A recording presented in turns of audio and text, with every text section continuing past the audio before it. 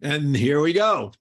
Well, good afternoon and welcome to the Marine Fish Conservation Network's Waterside Chat. I am your host, Tom Sadler. I'm the network's deputy director. This afternoon, it is my great pleasure, high honor, to welcome my good friend, Jen Levin, President and CEO of Tru Fin in Portland, Maine.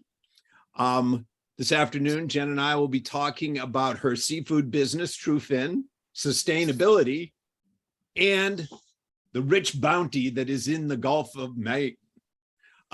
As Colin mentioned, this is being recorded, and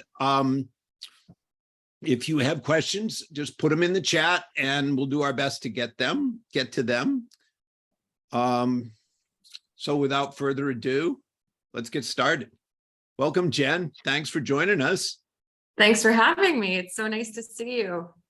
Likewise.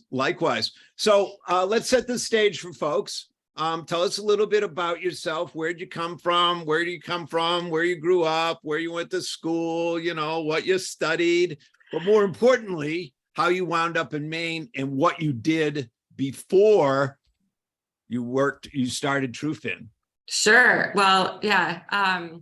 It may not be that fascinating, except to say, I guess I am an accidental fishmonger. I'm from the rolling hills and farmland of Southwest Wisconsin, and actually have an undergrad degree in wildlife ecology from the University of Wisconsin. I always thought I'd end up out west somewhere. You know, I'd worked in Yellowstone and the Badlands, and really never thought that I'd find my way to Maine running a seafood company. It was a little bit of a circuitous route, I guess, and always with an emphasis on where good sustainable environmental practice and good business practice go hand in hand. Awesome. But so before Tru Fin, take us back. You were in Washington, D.C. area?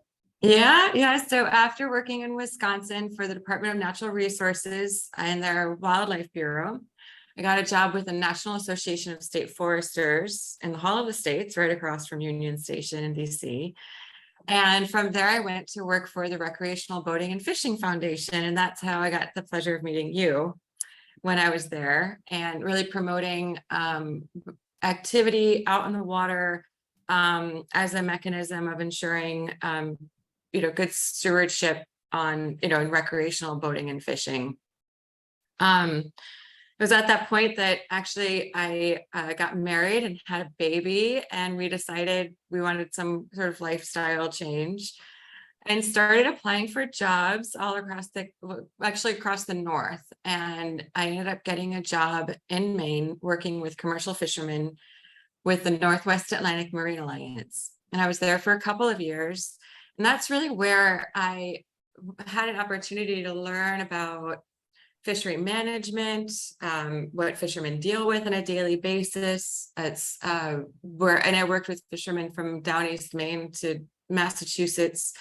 It was also the first time I heard from a fisherman who said, and these are commercial fishermen fishing out of the Gulf of Maine. And this particular fisherman had said he'd been fishing for 35 years.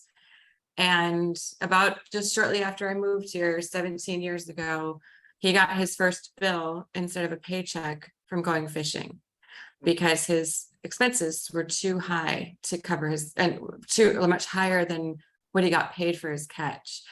So that was just the beginning of the next 17 years that lead us here today and resulted in this company, Tru Fin.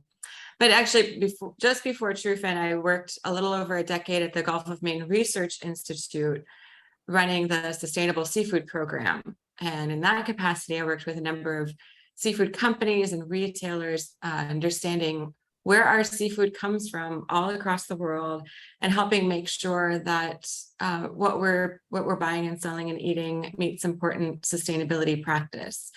All the while looking for strategies and opportunities to help make the Gulf of Maine be more competitive in this global seafood world. Great. That's really where your life and my life professionally connected, was in that while you were at GMRI and that sustainability. And I want to That's right. come back to talking about that because that's something that's of particular interest to the network. On your website, it says, Tru Fin is committed to providing professional chefs and home chefs the best seafood from the Gulf of Maine. We buy directly from fishermen to provide top quality, fully traceable seafood that is good for our customers, the ocean, and coastal communities. So tell me a little bit about where did the name Tru Fin come from? Well, It's not where you started, right? It's not where we started. Yeah. And I'll start there, which is that when we launched our company in June of 2019, we called the company Gulf of Maine Sashimi to connote that sense of place. And, everything we do is from the Gulf of Maine, from Maine, New Hampshire, Massachusetts. And also that idea of grade A, top quality fish. So sashimi grade. And that term sashimi is used a lot in seafood to say that it's a really high quality product.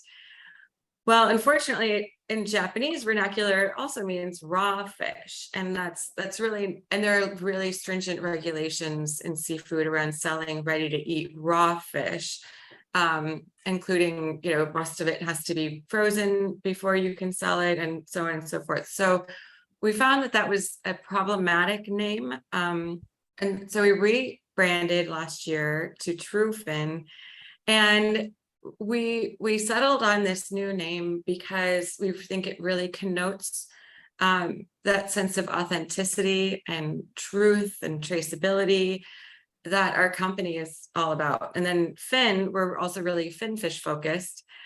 We do some scallops and squid, but otherwise really deal with a lot of the bountiful fish and the diversity of fish that comes out of the Gulf of Maine. Awesome. Tell me a little bit about your team. There's more than just Jen and in Tru Fin, correct? Yeah. I have the most amazing team, which is I'm just so grateful to everybody. As a startup, you've got to have people who are willing and able to do basically anything and everything, right? I mean, we're buying fish right off boats, so you gotta pick the fish up and truck it. We receive the fish, so we're sorting and grading by species and size, and then of course cutting, packing, shipping. And for my first hire, Brendan is the head of sourcing, and he was just the two of us for a little while. And now he coordinates with all of the boats. We buy from over 35 boats in 3 states.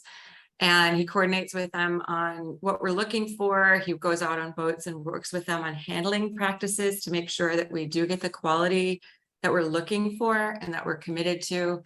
And then coordinates offloads and just all kinds of stuff. I'm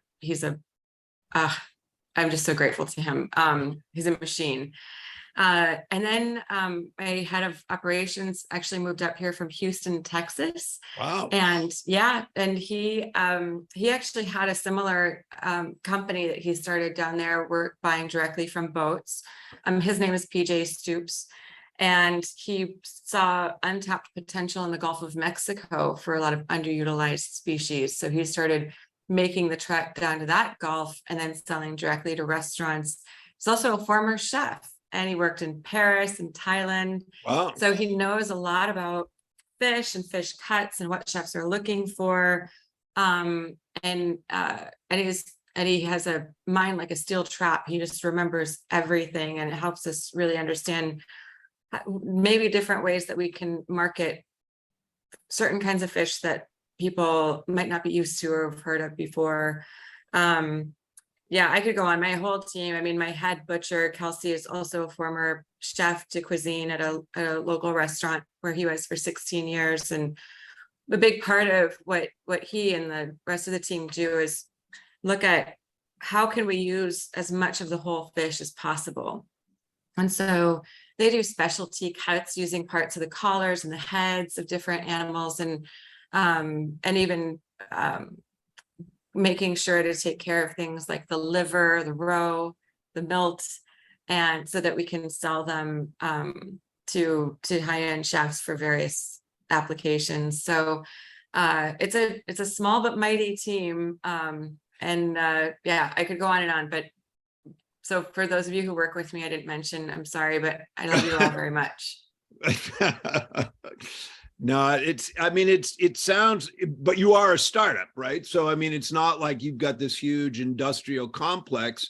It's you and your very small team, very dedicated to the work you do. I noticed I hope this is a good segue. I noticed your tagline, harvested with a purpose. Can you sort of expand on that? I mean, I really liked it. And what you just described about your team sort of seemed to personalize that. Yeah. Yeah, and it actually comes from the fish handling methods that we use with the boats, that we train the boats on. So I'm going to back up a second here, Sure. just to kind of go back to like, because it'll all make sense, I think. When we started this company, we saw an untapped opportunity to raise the value of local seafood through this quality handling practice aboard the boats. And the thing that really startled me was, seeing a lot of my fishermen friends leaving the industry because they can't make money going fishing. And then I went to a market in Massachusetts, and it was a retail chain where they were selling whole fish from Japan for between $20 and $40 a pound. And it was like, wow, why are they able to charge this much for a whole fish from halfway around the world? And so I started looking into handling practices aboard the boats that get that level of quality that more discerning buyers are looking for, and so that we could charge more for the catch and then pay the fishermen more for it. The handling practice is a practice called ikejime. It's a Japanese term, and the Japanese term, literally translated, is to kill with purpose. And so often when fishermen go fishing, they catch the fish and then they, put them in a hold or a bin where they slowly suffocate and die. And that stress on the fish really hurts the quality of the flesh. It breaks it down more quickly. The natural chemicals that get into the body as a result of the stress. And so by killing a fish and reducing that stress, in the system, and then bleeding the fish and getting all of that bacteria out of the body, and then really cooling it in a saltwater ice slurry right away, that dramatically improves the quality of the catch. Another one of my colleagues, Steve Smith, when he came on board, he really loved that idea of killing with purpose. And he's the one who took that and created that tagline, harvested with purpose, because it's not just about the kill and the handling and getting that quality, but it's also about we're intentional in making sure that we're supporting our fishing community, making sure that we are supporting sustainable fisheries and responsibly harvested fisheries. And so that just had a lot of meaning behind it. And I like it very much as well. And I give Steve a lot of credit for coming up with that. Awesome. I mean, so I know someone who's tuned into this will just be thrilled that there was a Japanese language connection there, and I'm sure I'll hear from Kevin about it. And so there may be some follow-up between the three of us on that, Jen. But so the question I'm having is you have brought a different, or I from what I'm listening here, is you've got a different handling practices. You had to go, I assume, convince the boats, the fishermen to do that. If how do you'll forgive me because we're good friends. How did you do that? I mean, I look at Jen and I think, well, that's not the person who I see as a crusty old fisherwoman in Portland, Maine. So you've got to go up and tell that story. Tell us a little bit about how that worked out, or how it's doing, or how you did it, or. Yeah, and Well, I'll start with when I was still at the Gulf of Maine Research Institute, I got some grant money to explore this idea of increasing the value through quality handling. And so we did some workshops with fishermen.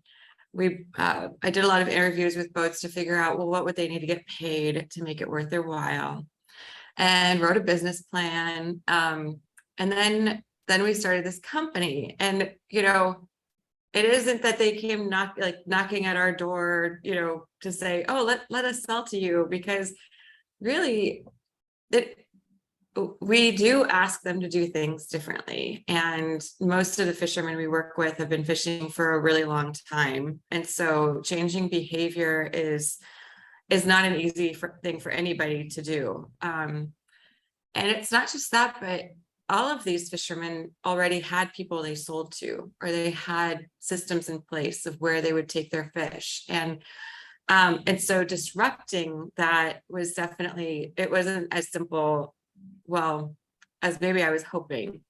And so we did train fishermen. I went on a couple of trips before we started the company and got some sample product to see how it would work aboard the boats.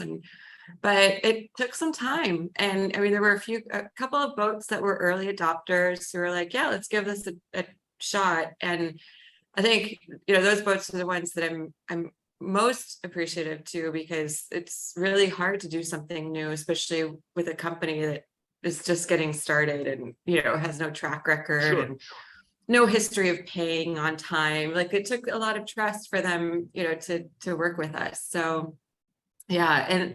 And then since then, as I mentioned, Brendan, he's walking the wharves, he's hanging out at vessel services to, meet new fishermen, or going down to different piers and going out on boats. And it's tireless work. It's not, they're not knocking down our doors, so every new boat we get in is a celebration. And it's, it definitely takes time. I mean, we're changing the culture around fishing in New England, and it's not something that happens overnight. For sure. And it sounds like you've had reasonable buy-in to what you're trying to do. Yeah, you know what? If fishermen will get paid more for something, then certainly, the other thing I'll say is, working with fishermen for the last 17 years, I've talked with a lot of boats that have tried better handling practices and like day boat fishing, and then they bring their catch to the auction or to the pier, and they get paid the same price as every other boat that's been out for 5 days and didn't use any ice. So there's not been any incentive for them to handle their catch better. But certainly, a lot of fishermen want to take pride in their catch, and they want to produce a high quality product, but they needed to get paid more for that extra time and effort and even hold space that it takes to do that. So it was just really, it wasn't always a matter of their unwillingness or even lack of knowledge. It was just that they needed a company like ours there, ready and waiting to pay them more for their catch and for their effort. Do you think that it will, the success that you have will grow? Do you see like competitors on the horizon? Talk a little bit about as you look into the future, because clearly you've defined some of the important aspects that are not only important to the consumer, but really important to the fisherman. And I'm intrigued by what could be the future of that, because clearly it makes good sense to do it, but it does, as you have said, it has to make economic sense. So I'd like to explore that a little bit more. Yeah, and I'll go back to, we changed our name last year, and you'll notice we took Gulf of Maine out of our name, and we're still right now 100% committed to the Gulf of Maine. That's where we buy all of our fish exclusively. But we do see in other parts of the country this same problem, or untapped opportunity, a difficult, small scale fisheries have a really hard time competing with massive volume imported products. And I'm not a protectionist. I think that imported seafood is really important. It's really important. And there are a lot of really healthy, sustainable fisheries and farms that we bring product in from. The problem is that when we don't support local fisheries, then we really compromise our ability to maintain infrastructure to produce our own food. And so last year, we import statistics, they say over 90% of the seafood we consume in the United States. Meanwhile, last year we harvested less than 15% of our local sustainable fish quotas here in the Gulf of Maine. So we're really under tapping what we could be harvesting sustainably. And so it's not one or the other, but there needs to be an infrastructure, there needs to be a supply chain that those small scale domestic fisheries can tap into, because otherwise there's just no access to market. So when you talk about infrastructure, is it that there are not, well, let me not lead the question, as the judge would say. You can lead it. Well, no, what do you have to say, Tom? So it is expand on the need for infrastructure, because my supposition is that the large entities have their own infrastructure, but the small guys don't. And is that, am I thinking the right way? And what needs to be done? Both. Go ahead. I'm sorry. No, I mean, I'm not sure, to be honest. We're still really new, and we're 3 years old now. And I still would say, like, we don't even have 3 years of experience because we went through a pandemic. So we know even less than I think a normal 3-year-old company would know. But let me stop you right there for a sec. But you've got 17 years experience in here. So I think your experience is important. So I'm not going to let you hide behind your 3 years of just, I got a business for 3 years. So, well, I guess that what I mean to say is, I think we're still working on the solution.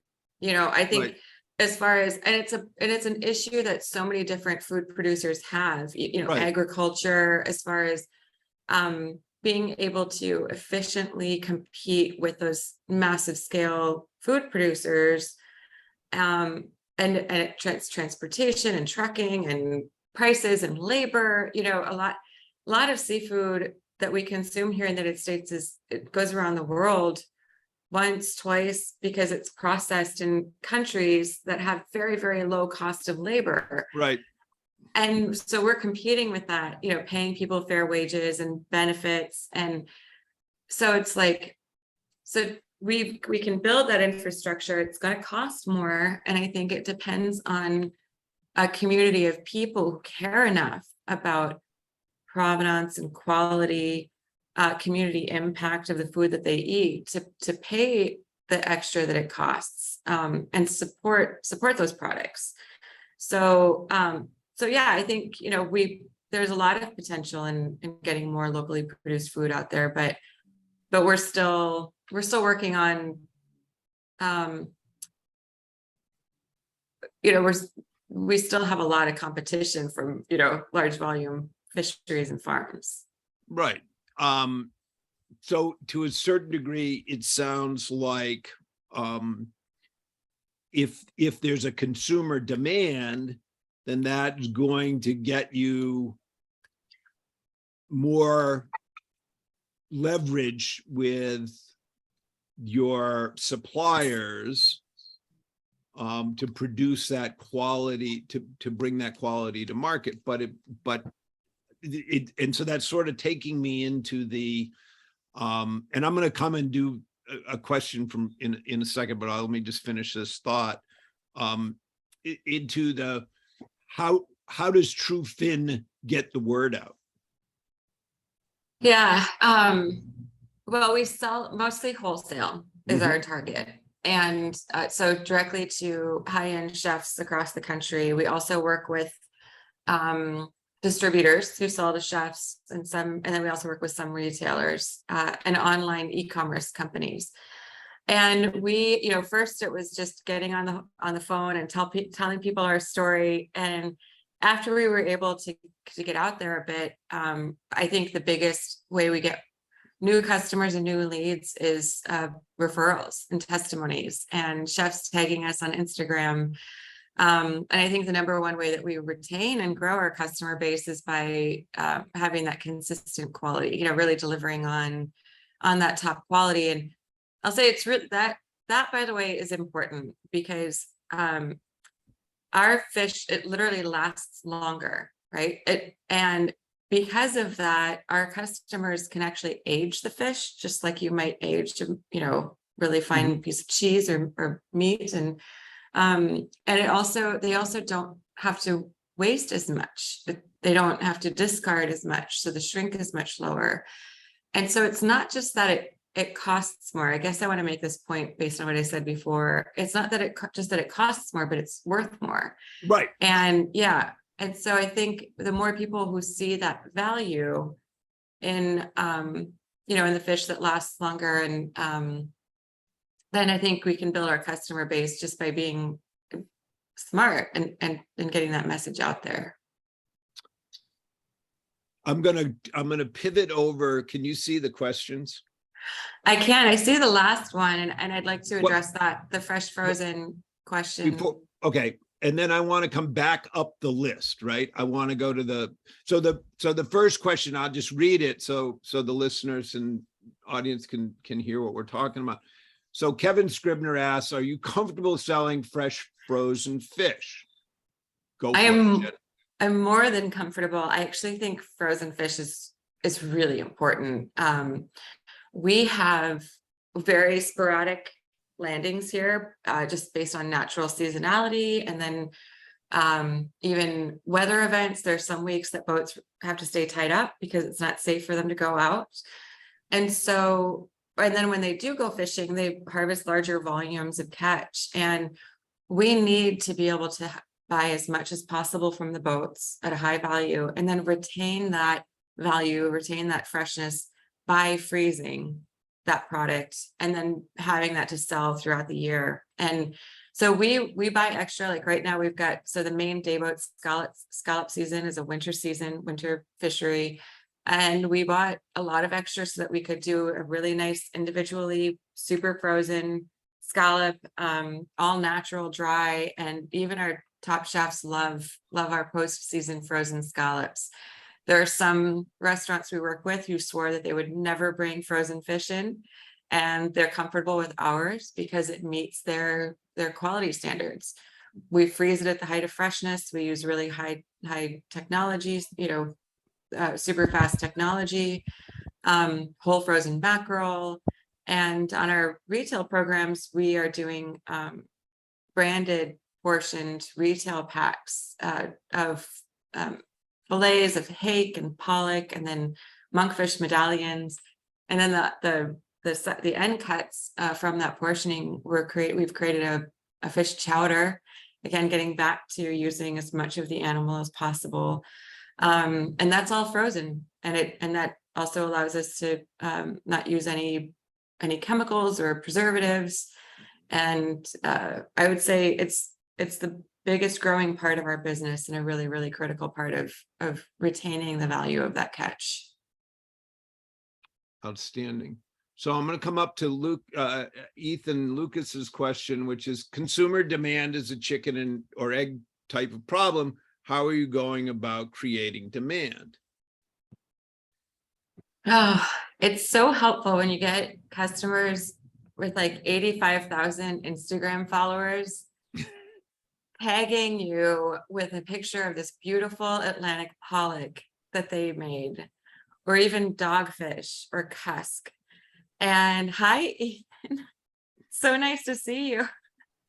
And so it's really, really helpful when like the cool people, the chefs, the ones who are like the thought leaders, can help say that the fish that we have here in the Gulf of Maine is cool. It's the new in thing.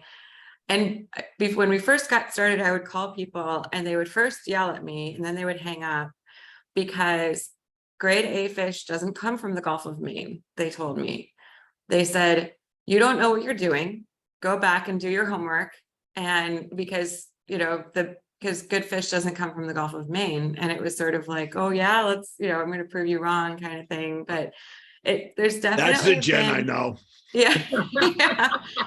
I mean, there was definitely like, we really had to convince people that it can, and it does now. You can get the finest fish from the Gulf of Maine when it's treated well. And so yeah, so now it's very gratifying, to see these chefs talking about Gulf of Maine hake and pollock and can't wait to get their hands on halibut collars or bluefin tuna head pieces or something. Like it's neat. Awesome.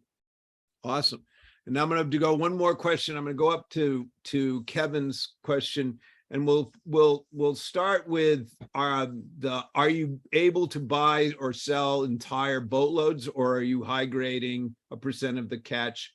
And then do you have a sale trajectories for 2s and 3s if there are lower grade fish on board? You can, so just for full disclosure, one, Kevin is a very close friend.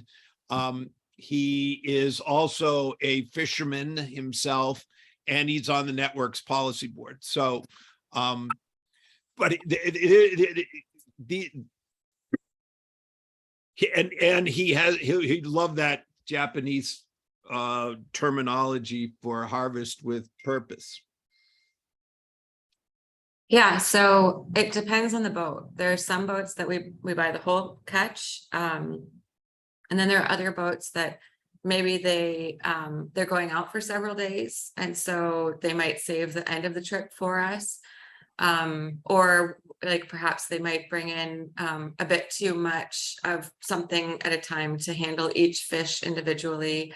And so we will, in those cases, we'll purchase the top of the catch that they're able to handle according to our standards, and we'll give them premium pricing for that. So we're adding value to it.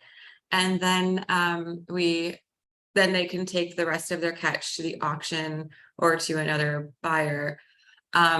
We, in the past year and a half, we have been buying more of, I guess, what you could call the rest of the catch. And especially with COVID, the demand for seafood really plummeted. And so those more traditional buyers, the access to those more traditional markets went down really, really dramatically.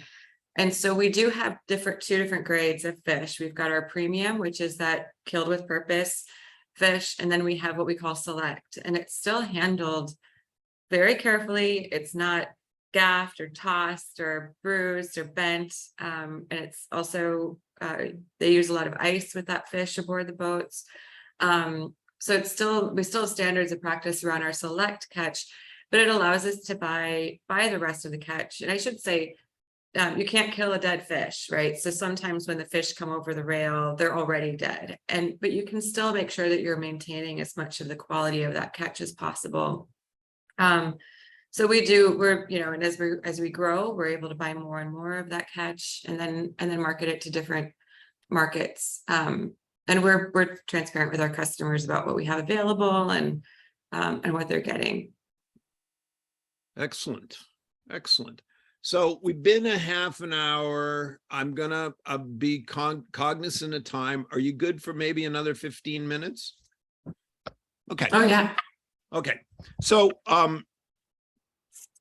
you've talked about sustainability. Tell me a little bit about the sustainability of Tru Fin, right? I mean, you've clearly created a different type of seafood company. Where do you go from here? Yeah, I think certainly we're working really hard to build our following among top chefs, and then along those lines, working with seafood distributors in different cities. We do ship daily all across the country.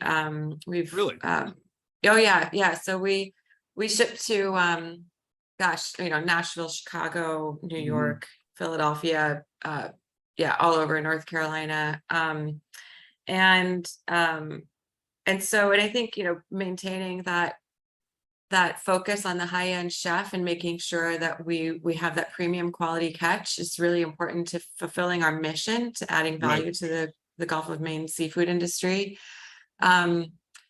With back to our frozen program, being able to purchase a lot more volume of something at once and then preserve it frozen in retail packs is our that's our planned biggest growing part of our business going forward. Yeah. So Kevin kind of asked this question, it was on my list too, is has it been hard to get chefs, or even, and now we're into the home cook,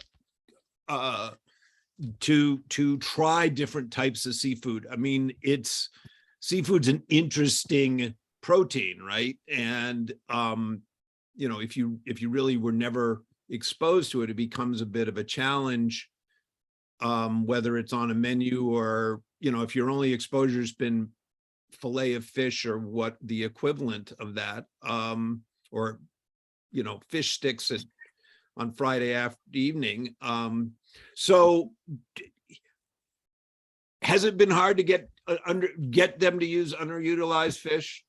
I think that was probably the best part about COVID, which was people were at home and they were interested in, they had time, and we sold to home cooks during COVID, and they had the time and the interest in learning how to cook new things. And so people who'd never heard of cusk before, or seen monkfish, or even cooked a whole mackerel, they were trying new things. And I think, and actually I think I understand that overall across the country, people were eating more and more seafood at home, which is really important, because it's just so good for your health. It's a more environmentally friendly animal protein, and the list goes on.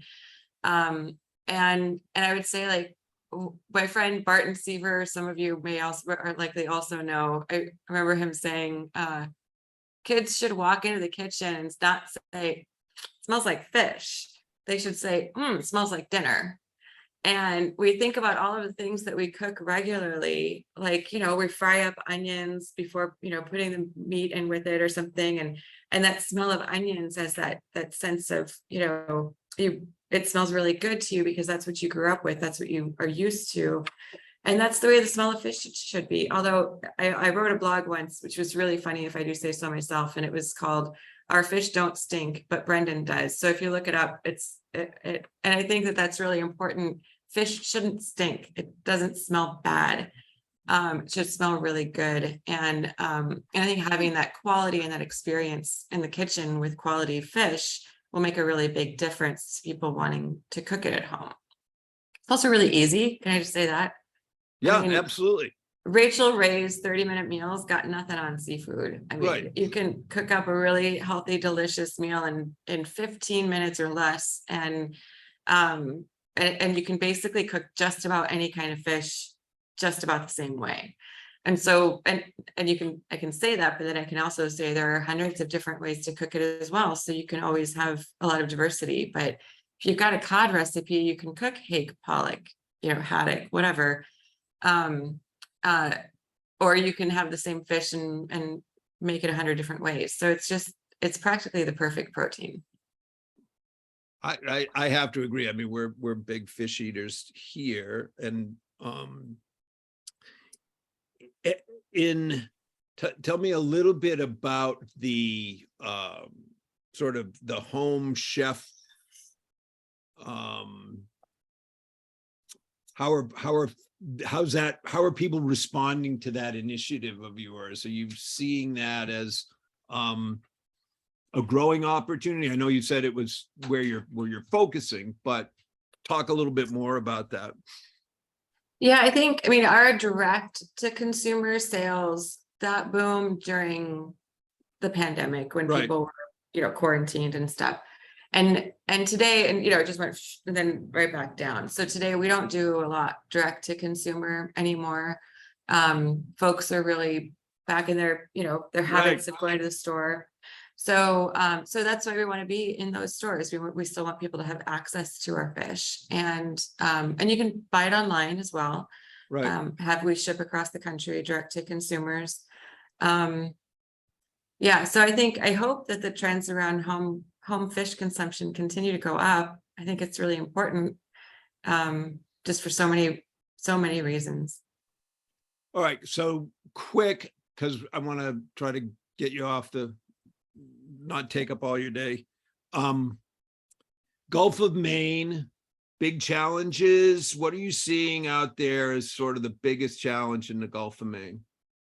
Climate change, warming waters. The Gulf of Maine is warming faster than 99% of the world's oceans. And we're seeing really dramatic effects in a changing ecosystem. As far as if fishermen will tell you the thing, like the seasonality of fish, where fish used to, how fish used to move, when they moved, has changed a lot over the, since they've been fishing, and really dramatically in the past couple of years. And so, I mean, there's some obvious environmental implications. There are some business implications, of course, not the least of which is for fishermen who have all kinds of experience knowing where to go get the fish. And then they go out there and they burn their fuel and their time and they don't get them. That's a huge loss for them. And then it really threatens our collective ability to keep fishermen fishing, because if their experience is that they can go out and not find what they're looking for because fish behavior has changed so much, then they may choose not to take that risk and not go fishing at all. So we're seeing some of that. And then, and then the other thing is with our company, part of our goal is to be a solution to the changes that climate change are having. Like, as far as the business diversification strategy for the state of Maine specifically, we're really, really lobster dependent here. And so our coastal economies, and we're seeing lobster moving further offshore and further north, and it's looking like, we may not have lobster in Maine. Unthinkable. Yeah, it is unthinkable, and it's really sad. They've seen the same thing happen in southern New England. So we've seen it happen in other places already. And yet we've got all of these coastal communities that are dependent on the ability to make a living on the water. And so meanwhile, we're grossly under harvesting our fin fish locally. And so we think will be a really important solution for those day boat lobster fishermen. Right. Who may, diversify into fin fish, and we can pay them, really good prices because of the quality of the catch. So I think, our model, also we buy whatever they see. So when and whereas before they may not have been a market for cusk, or we're selling dogfish, which is considered a nuisance species. Right. And then, even mackerel, herring. And so I think that because we sell what they catch, we don't tell them, oh, we need haddock or go get this. So I think that when, as species complexes and behavior changes are happening, we will be a really important solution to those boats so that they have a place to go with that changing catch. I want to bookmark that, because I think what you just said is really important, is that you take what they give you as opposed to telling them what you will only what you'll take. And so as what the situation you've just described, you become a very important player in that response. And I'm not going to get into the politics or any of this, but just to ask the question for education purposes, does the state of Maine recognize, so their consumer side, their marketing side, recognize that they need to amplify the good works that are being done to keep those ports and communities open, operating, viable, growing? And it's not just, hey, the lobster goes, we shut the doors, right? Do you see what I'm saying? Yes, and I think that aquaculture plays a really important role there, and the state of Maine is not just the state and the government, but the coastal communities and the people have become much more understanding and friendlier toward aquaculture. But shellfish aquaculture, kelp, and as a way of keeping working waterfronts vibrant and producing sustainable protein. Well, that's it. Obviously, from the network's point of view, keeping working waterfronts operating is a primary goal for us, a mission critical element for us. All right, I'm going to let you get out the door, but before I do, two things. I'm going to give you a chance to plug Tru Fin on how people can get your products, who they should contact, how that all works, and then to close it out, what your favorite fish or fish recipe is. So first, plug the Tru Fin. Okay, so you can get more information on Tru Fin at trufinseafood.com, and you can also purchase fish for home delivery on that website. There's an online form if you are a wholesale buyer, like a restaurant, store, or distributor. And if you have a favorite restaurant, definitely recommend us to them. Yeah, I think you can always feel good about buying fish from Tru Fin. As far as my favorite fish, they're all really good. Obviously, all of our fish is excellent.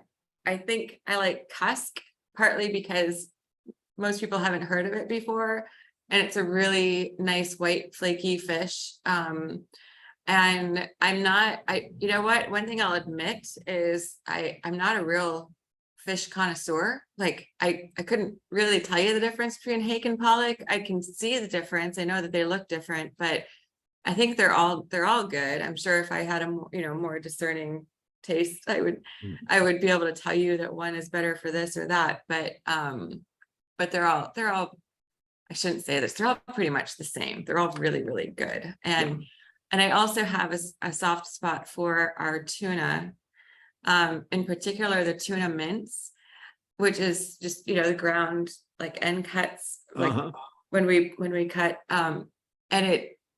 whereas when you use fish to make like a fish patty or something, you have to put filler in it, like breadcrumbs and egg. But with our tuna mince, it works just like any kind of ground meat, like a ground turkey or ground beef.